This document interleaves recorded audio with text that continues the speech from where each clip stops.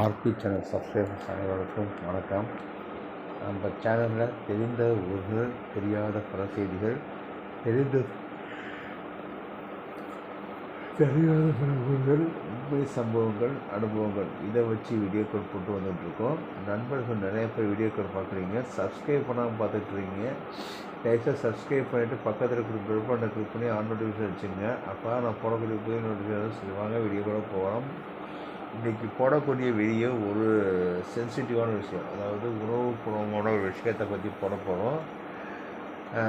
இதை போடுறதுனால நம்ம யாருக்கும் இதரணம் கிடையாது, கிடையாது. இதை ஒரு சட்டமாக ஏற்றது நல்லா இருக்குங்கிறத ஒரு மத்திய ஒன்றியத்தில் இருக்கக்கூடிய அரசுக்கு ஒரு கோரிக்கை வச்சுட்டு வீடியோ போடுறேன். நான் ஆதார் கார்டை பற்றி பேச போகிறோம். ஆதார்ங்கிறது என்னென்னா, இது வந்து UIDA, uniform identification development unique identification authority interface அப்படி வரக்கூடிய நம்பர் தான் ஆதார். இந்த ஆதார் நம்பர்னால் என்னன்னா, ஒருத்தருடைய பிறப்புக்களை வந்து கண்டுபிடிச்சி இவருக்கு ஒரு அடையாள அட்டையை கொடுக்கறது தான் இந்த ஆதாரோடைய வேலை. இதை கொண்டு வந்தது என்னமோ 2017ஆம் ஆண்டு நாடாளுமன்ற சட்டம் இயற்றி 2012ஆம் ஆண்டு கல்வியில் செயல்படுவது கொடுத்து 2013ஆம் ஆண்டு ஒரு செயல்திட்ட வடிவத்தை கொடுத்தாங்க. அதுக்கு காரணம் என்னென்னா, 2011ஆம் ஆண்டுக்கு மேற்கொள்ளப்பட்ட குடிமக்கள் கணக்கீடு இதை வந்து ஒரு மிகப்பெரிய கொண்டு வராங்க. அதற்கப்புறமா இந்த குடிமக்கள் காப்பீடு வந்து இதுவரையும் செயல்படுத்தப்படுறதாங்கிறது ஒரு வேதனைக்குரிய விஷயம். ஏன்னா 2011 2021 கொரோனாவுக்கு அப்புறமா எவ்வளோனா 2025 வந்துருச்சு. ஸோ இதை வந்து கூடிய சீக்கிரம் குடிமக்கள் பதிவேடு கணக்கெடுக்கிறது தான் ஒன்றியத்துக்கு பொறுப்பு வைக்கும். இந்த விஷயத்துக்கு சொல்லி பேசணும்னா, 2011ஆம் ஆண்டு நடைபெற்ற மக்கள் தொகை கணக்கெடுப்பபடி ஒவ்வொரு மக்களுக்கும் ஒரு ஐடென்டிஃபிகேஷன், ஒரு அடையாள அட்டை கொடுக்குன்னு சொல்லி முடிவு பண்ணி சட்டம் ஏற்றி கொண்டு வந்தாங்க. அப்போது இருக்கக்கூடிய ஆளும் அரசு ஐக்கிய மக்கள் அரசு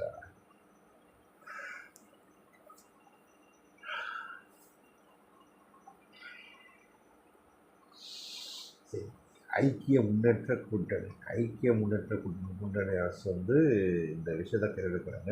ஐக்கிய முன்னேற்ற கூட்டணி அரசுனா இது வந்து காங்கிரஸ் தலைமையான ஒரு அரசு கையெழுக்கிறாங்க. அதில் நிறைய எதிர்ப்புகள் இருந்துச்சு. எப்படி நீங்கள் வந்து மக்களுக்கு நீங்கள் வந்து அடையாள அட்டை கொடுப்பீங்க, அதில் சில முரண்பாடுகள்லாம் இருக்குதுன்னு சொல்லி அப்போ இருக்கக்கூடிய ஆட்கள் வந்து சில ஆட்கள் எடுப்பு தெரிவித்து வழக்கெல்லாம் போனால் வழக்கோட தீர்ப்பு வந்து என்ன சொன்னாங்கன்னா, எதற்கும் இந்த 2017 மக்கள் தொகை கணக்கெடுப்பும் சம்மந்தமே, இது எதுக்குன்னா அரசாங்கத்தின் பதிவேடு அப்படின்னு சொல்லி கொண்டு வந்தாங்க. இதில் வந்து நீங்கள் வந்து 1997-98 எப்படி அரசாங்கம் தேர்தல் ஆணையம் வந்து இது ஒரு வாக்காளர் அடையாள அட்டை கொண்டு வரும்போது ஒரு வாக்காளர் போட்டாங்களோ அதன்படி இது ஒரு அடையாள அட்டை அப்படின்னு சொல்லி கொண்டு வந்தாங்க. அதற்கப்புறமா நடைமுறைப்படுத்தக்கூடிய ஸ்மார்ட் கார்டு ரேஷன் திட்டம், குடும்ப அட்டையை வந்து மின்னளவு மாற்றம்னு சொல்லி அந்த ஸ்மார்ட் கார்டு ரேஷன் அட்டையும் கொண்டு வந்தாங்க. இதெல்லாம் ஐக்கிய முன்னேற்ற கூட்டணி அரசு வந்து கொண்டு வந்தது விஷயம். சரி, இந்த அடையாள அட்டை எதுக்கு இப்போ பேச வரேன்னா, ஆதார் அடையாள அட்டை. அந்த ஆதார் என்பது என்னென்னா, ஒருத்தருடைய பிறப்பு ரகசியங்கள், அதாவது அவங்களுடைய தனிப்பட்ட கைரேகை 10 விரல் கைப்பேகை, கண் பிரிவு இதெல்லாம் ஒருங்கிணைக்கிறதுக்கு தான் கொண்டு வந்தது தான் இந்த அடையாள அட்டை.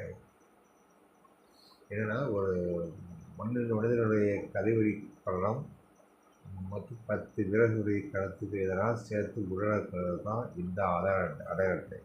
ஆரம்பத்தில் இந்த ஆதார் அட்டை வந்து பார்த்திங்கன்னா ஒரு சில விஷயங்கள் தான் கொண்டு வந்தாங்க. இப்போ அது எல்லா விஷயத்துக்கும் கொண்டு வந்தாங்க. அரசாங்கத்திலிருந்து இருக்கக்கூடிய நலத்திட்ட உதவிகள் சரி, அரசாங்கத்துக்கு எது தேவையான விஷயங்கள் பண்ணி, இல்லை வங்கிக்கு தேவையான வங்கியில் ஒரு சேமிப்பு கணக்கு போனாலும் சரி, இல்லை வேறு எதுவும் திட்டத்திட்டங்கள் போனாலும் சரி, இல்லை வேறு எதுவும் கணக்கு சம்மந்தப்பட்ட அப்புறம் மக்களுக்கு வரி செலுத்தக்கூடியது இதெல்லாத்தையும் ஒருங்கிணைக்கக்கூடிய இடத்துல அந்த ஆதார் அட்டை இருக்குது. இந்த ஆதார் அட்டை வந்து இப்போ பேன் கார்டு இருப்பாங்க, permanent account number, PAN verification site. எதுக்குன்னா அரசாங்கத்தில் செலுத்தக்கூடிய வருமான வரி கீழே வரக்கூடிய இந்த பேன் நம்பரோட இந்த ஆதார் கார்டை இணைச்சது மிகப்பெரிய ஒரு விஷயம். ஏன்னா ஆதார் நம்பரை தட்டினாலே எல்லாருடைய பிறப்பு ரகசியங்கள் எல்லாமே வந்துடும். இது ஆதார் அடைய அட்டை வச்சு இப்போ பிறந்தக்கூடிய பிள்ளைகளுக்கு இந்த பிறப்பு ரகசியம் பிறப்பு அறிக்கை பண்ணாங்கன்னா அதில் ஒருங்கிணைச்சு அதுலேயும் ஒரு சில விஷயங்களை கொண்டு வராங்க. அப்போ உங்களுடைய பிறப்பு ரகசியம் மட்டும் இல்லை, பிறப்புடைய சர்டிஃபிகேட், அதாவது பிறந்ததுக்கான அத்தாட்சி கொடுப்பாங்க. அதுக்கப்புறம் அவங்களுடைய பள்ளிக்கூடங்கள் என்னென்ன படிச்சிருக்காங்க, அவங்களுடைய வேலைவாய்ப்பு கிடைச்சிருக்கா, நலத்திட்ட உதவி பெற்றிருக்கா, எல்லாத்தையும் பாதுகாக்கிறது தான் இந்த ஆதாரோடைய வேலை. சமீப காலங்களில் ஆதாரில் சில பிரச்சனைகள்லாம் இருக்குதுன்னு சொல்லி இதை எடுத்து போட்டுட்ருக்காங்க. அதை வந்து சில அரசுகள் அதை வந்து ஆதார் ஆணையம் மறந்துக்கிட்டு இருக்கு. ஆனால் ஒரு சில ஆதார் அட்டை வந்து பார்த்திங்கன்னா கசிஞ்சிக்கிட்டு இருக்குது. இதை அடுத்த பிரச்சனை. அப்புறம் ஒரு ஆதார் அட்டையை வச்சு எத்தனை பேருக்கு நீங்கள் வந்து உங்கள் பேரில் எதுவும் சம்மந்தப்பட்ட கடன், வங்கியில் கடனோ இல்லை வேறு எதுவும் உங்கள் பேரில் மொபைல் சிம் கார்டு வாங்கியிருக்காங்களோ இல்லை வேறு எதுவும் பிரச்சனைகள் இருக்கா அப்படிங்கிற கண்காணிக்கிறதுக்கு நீங்களே வந்து ஆதாருடைய வெப்சைட்டை யுஏடிஏ அந்த வெப்சைட்டில் போய் இணையதளத்தில் போய் நீங்களே பார்த்துக்கலாம். உங்களுடைய ஆதார் நம்பர் இந்த கேப்ஷா கோடு போட்டு என்ட்ரி பண்ணிங்கன்னா உங்களுக்கு ஒரு ஓடிபி வந்து ஓடிபியை எந்த மொபைல் நம்பர் கிடைச்சா அந்த மொபைல் நம்பர் தான் அந்த மொபைல் இருக்கக்கூடிய ஒரு 6 இலக்க நம்பரை போட்டு நிறுவனீங்கன்னா உங்களுக்கு சம்மந்தப்பட்ட தகவல்கள் எல்லாம் வந்துடும். எங்கே ஆதார் கார்டு எடுத்துருக்கீங்க, எத்தனை தேதி எடுத்துருக்கீங்க, உங்களோட என்ன படிச்சிருக்கீங்க, என்றைக்கு திருப்பீங்க ரினியூ பண்ணீங்க. ரினியூ கூட 10 வருடங்களுக்கு முன்னாடி போயிடுச்சு. 2014 அப்புறம் 2024 கண்டிப்பாக பண்ணியாக ஒரு கட்டாயத்துக்கு கொண்டு வந்துட்டாங்க. ஸோ 2013 அப்புறம் எந்த பிரச்சனையும் இல்லைனா கண்டிப்பாக பண்ணியாகணும் அப்படின்னு கட்டாயத்துக்கு கொண்டு வந்தாங்க. அதுக்கு அரசாங்கம் சில தகவல்களை கொடுத்துட்டாங்க. 30/5 வரைக்கும் 31/5/2025 வரைக்கும் நீங்கள் வந்து பண்ணிக்கலாம் அப்படின்னு சொல்லி காலத்தில் வந்து என்னென்னா 10 வருஷத்துக்கு இருக்கக்கூடியதை வந்து நீங்கள் வந்து ரினியூவல், அதாவது எப்படி ஒரு ஆதார் கார்டு, ஒரு டிரைவிங் லைசன்ஸோ ஓட்டுநர் உரிமத்தையோ இல்லை உங்களுக்கான புகைப்பட கடவுச்சீட்டையோ இல்லை குடும்ப கார்டையோ நீங்கள் வந்து ரினியூவல் பண்ணுறீங்களா அதோட இதை வந்து ஆதார் நீங்கள் ரினியூவல் பண்ணி ரினியூவல் புதுப்பிச்சு விடணும் அப்படின்னு சொல்லி அரசாங்கம் பண்ணியிருக்கு. சரி, இதெல்லாம் அரசாங்கம் பண்ணக்கூடிய கடமைகள். எனக்கு முக்கியமான கடமை ஒன்று தேவை இருக்குது. அதை வந்து அரசாங்கம் பரிசீலித்து இதை கொண்டு வரணும். ஏன்னா இறந்தவர்களுக்கான ஆதார் அடையாள அட்டை எங்கே இருக்குன்னா ஆதார் வெரிஃபிகேஷன் ஆதாரோடைய இணையதளத்தில் இருக்குது. இப்போ மாநில அரசு கட்டுப்பாட்டில் தான் அந்த பிறப்பு இறப்பு சான்றிதழ் பதிவு அந்தந்த பகுதியில் இருக்கக்கூடிய ஊராட்சி ஒன்றியங்கள், நகராட்சி, பேரூராட்சி, மாநகராட்சி போன்ற முறைகளில் தான் இதை வந்து ஒருங்கிணைச்சு இதை வந்து மத்தியில் இருக்கக்கூடிய இந்த ஆதார் ஆணையம் இணையணும்.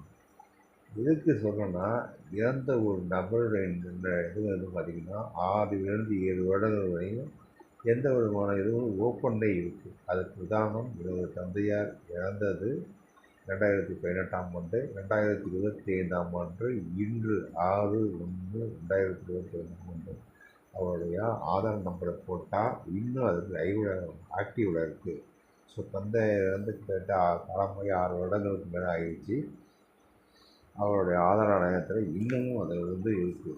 இது வந்து வேதனைக்குரிய விஷயம். இப்போ அரசாங்கம் என்ன பண்ணோன்னா அரசாங்கத்தை பணிகள் சொன்னாங்கன்னா அரசாங்கம் மாநில அரசு கட்டப்பட்ட பிறப்பு இறப்பு சான்றிதழ் பதிவு இதை வந்து குடிமக்கள் காப்பீட்டில் கொண்டு போய் கணக்கில் கொண்டு போய் யார் யார் வந்து பிறந்திருக்காங்க, யார் யார் இறந்துருக்காங்க இந்த லிஸ்ட்டை வந்து கணக்கெடுத்து இறந்தவர்களுடைய ஆதார் அட்டையை வந்து முடக்கணும் அப்படிங்கிறது தான் ஒரு தீர்மானத்தை அரசாங்கம் நிறைவேற்ற கோரிக்கை வைக்கிறார். ஏன்னா இன்னைய வரையும் சொல்கிறேன், தந்தையிலேருந்து 6 வருடங்களுக்கு மேலே ஆகிடுச்சு, 7 வருடங்களுக்கு மேலே ஆகிடுச்சு. இன்னமும் அவர் 2018 2025 கிட்ட ஒரு 7வது வருடம் போயிட்டுருக்கு. இன்னமும் பார்த்திங்கன்னா அவருடைய ஆதார் அட்டை போட்டால் இன்னும் அது வந்து அக்கௌண்ட்டில் ஆக்டிவாக தான் இருக்குது. அவர் வயசு பார்த்திங்கன்னா 70 to 80ன்னு போட்டிருக்காங்க. அவர் தந்தை வந்து பார்த்திங்கன்னா 66 வயசு 66 வயசாகும். இப்போ எழுதுனாங்கன்னா 22 வயசு ஆகிருக்கும். ஸோ அதெல்லாம் கணக்கு கண்ட்ராக தான் போயிட்டுருக்கு. ஆனால் 70 to 80 இன்னமும் அது வந்து ஆக்டிவாக இருக்குது. இதை போய் எப்படின்னா இந்த உங்களுடைய ஆதார் வெப்சைட், ஆதார் நிறுவனத்தில் ஆதாருடைய இணையதளத்தில் போய் அவரோட அக்கௌண்ட்டை பயோமெட்ரிக் லாக் பண்ணி வச்சுக்கலாம். லாக்னா பூட்டி வச்சுக்கலாம். தென்படியாக திருட்டு போகாமல் இருக்குது. அந்த ஒரு வழிமுறை. இதை வந்து இறந்தவரோட லிஸ்ட்டை எப்படி வாக்காளர் அட்டையில் போட்டிங்கன்னா இறந்துட்டான்னு சொல்லி தூக்குறீங்களே, அது செயல்படுத்தப்படாமல் இருக்கீங்களா, அதுக்கு இது இது. ரெண்டாவது, அவர் பேரில் இருக்கக்கூடிய பெர்மனண்ட் அக்கௌண்ட் நம்பரையும் கனெக்ட் பண்ணி இந்த நடைமுறையெல்லாம் கொண்டு வரல.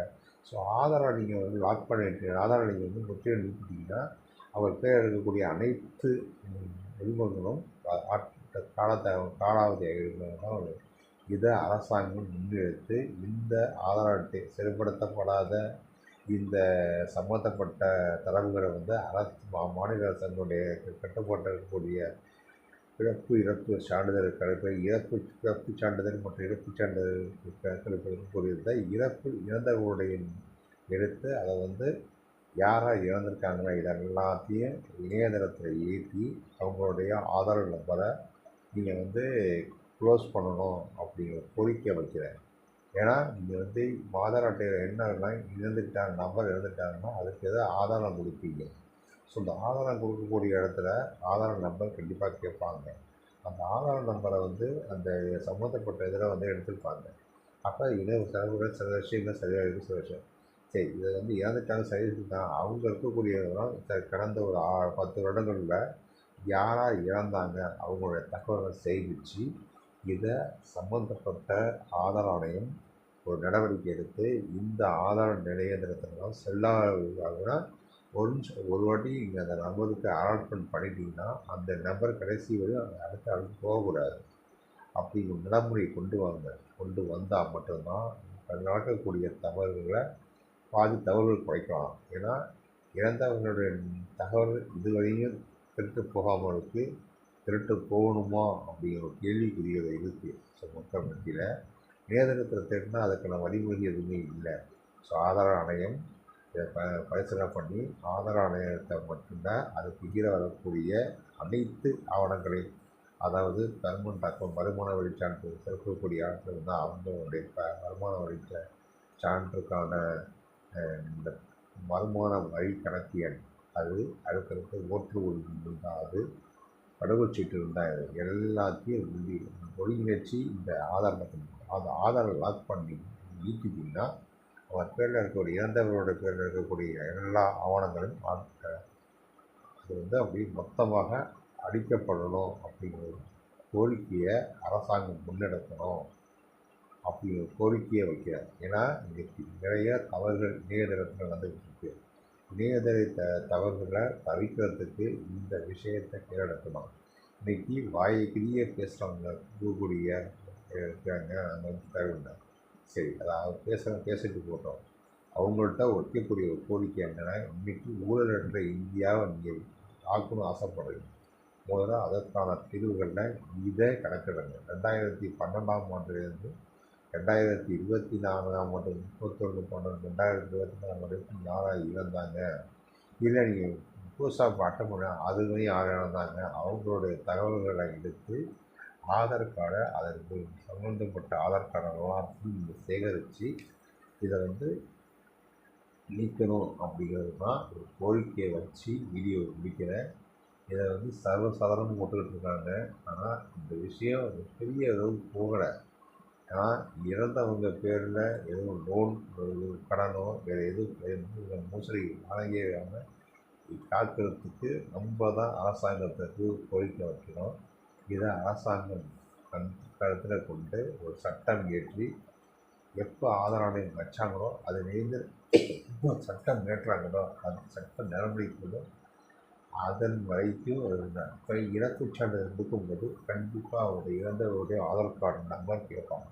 ஸோ அந்த ஆதார் கார்டு நம்பரை பதிஞ்சிட்டு சர்டிஃபிகேட் கொடுப்பீங்களே, அதாவது அந்த இறப்புச் சான்றிதழ் கொடுக்கும்போது அவருடைய இதை வந்து ஆதார் ஆணையத்துக்கு ஒரு புதுச்சீட்டு மேல் கொடுத்ததுக்கு தான் அவங்க வந்து 48 மணி நேரத்துலேருந்து 72 மணி நேரத்தில் சரிபார்ப்பு பண்ணிவிட்டு அதை வந்து நீக்கணும். இதுதான் வைக்கக்கூடிய ஒரு கோரிக்கை. தயவுசெய்து இந்த விஷயத்தை மனசில் வச்சு ஒரு சென்சிட்டிவான உணவுக்கான விஷயத்தை வந்து மனசில் வச்சு இந்த விஷயத்துக்கு முன்னெடுத்தால் நல்லாதான் தான் என்னோடய கோரிக்கை. தயவுசெய்து இதை கன்சிடர் பண்ணுங்க.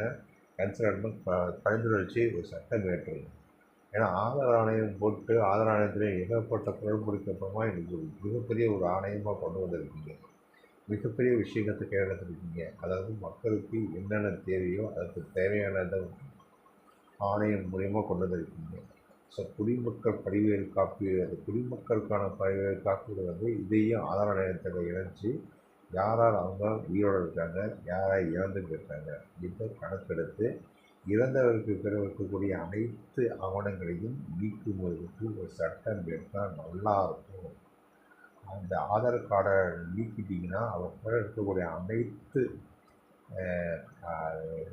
ஆதாரங்களும் அனைத்து விதமான தகவல்களும் நீக்கப்படவும் அப்படின்னு சொல்லி ஒரு நீக்கப்படணும்னா நல்லாயிருக்கும். இதுதான் ஊழலற்ற இந்தியா அப்படிங்கிற ஒரு கோரிக்கையை மத்திய ஒன்றியத்தில் இருக்கக்கூடிய ஆட்கள் வச்சுட்டு வீடியோ பிடிக்கிறார்.